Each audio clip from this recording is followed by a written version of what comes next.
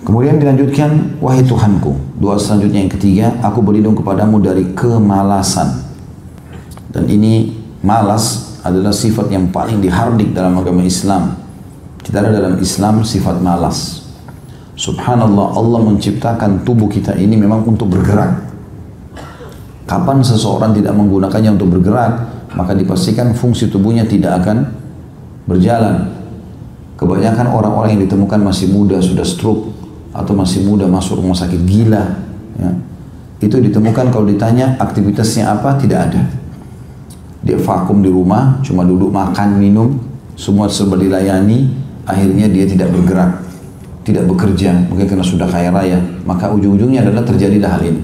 Tapi kita temukan subhanallah orang yang selalu bergerak, memberikan 5 jari, memberikan kuping, memberikan mata, Allah SWT menjadikan sebagai tanda-tanda kebesarannya untuk digunakan bergerak.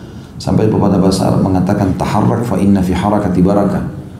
Bergeraklah kamu, karena di setiap gerak itu akan ada keberkahan. Bahkan kalau seseorang lagi emosi saja, Nabi SAW nasihati itu. Siapa yang lagi marah sementara dia berdiri, duduklah, suruh bergerak.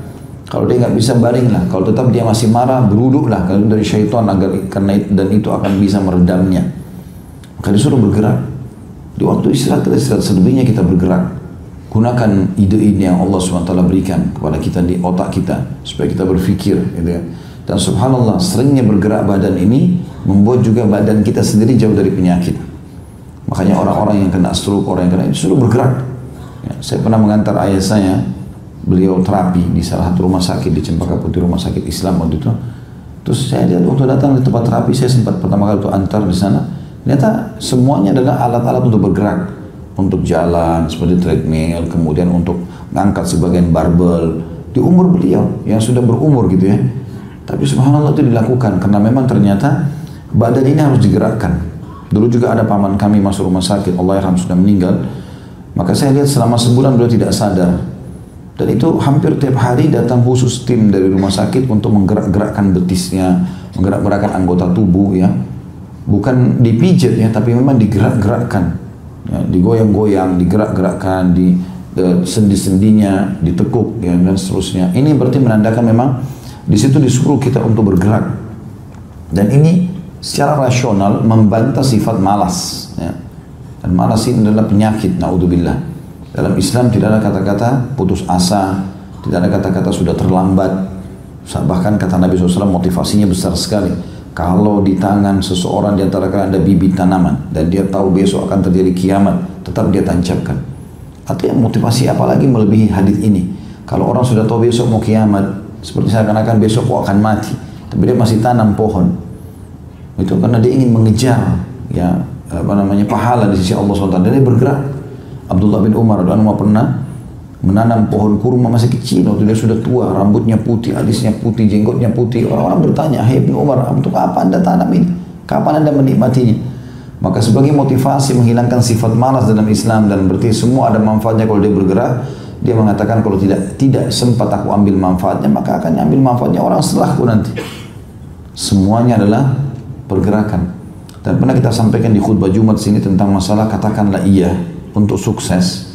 Pernah saya sampaikan khutbah Jumat itu banyak sekali statement salafus salih, di antaranya statement Umar radhiyallahu anhu. Beliau mengatakan, aku kadang-kadang melihat orang dan aku kagum melihat penampilannya. Karena dia tampan, bersih segala macam. Tapi begitu aku tanya apa kerjanya, dikatakan dia pengangguran, maka jatuhlah dia di mataku. Umar bin Khattab selalu keliling mencari orang-orang yang masih duduk vakum. Lalu beliau tanya, kenapa kalian diam di sini?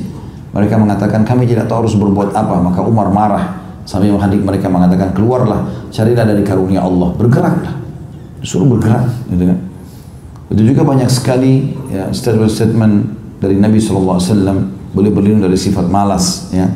Di antara zikir yang pernah kita pelajari sebelum salam, itu ada zikir juga ya, minta dijauhkan dari sifat malas. Kemudian juga orang yang malas selain daripada dari syar'i juga tidak disukai oleh masyarakat. Orang kalau pengangguran, orang kalau malas itu tidak ada yang mau lihat dia. Bahkan kata Luqman Hakim itu kepada anaknya, kau harus bergerak dan mencari rezeki halal, karena tidak ada orang yang meninggalkan itu kecuali dia pasti akan tertimpa kelemahan di akalnya, kelemahan di agamanya, kelemahan di akalnya, dan penghinaan orang-orang. Maka Islam adalah agama yang bergerak. Kecuali kita sudah ikhtiar, belum diterima kerja, kita ikhtiar lagi tempat lain, mungkin. Tapi tetap bergerak. Ya. Jadi kita berlindung di pagi dan sore hari agar jangan sampai tersimpan atau terkena sifat malas ini.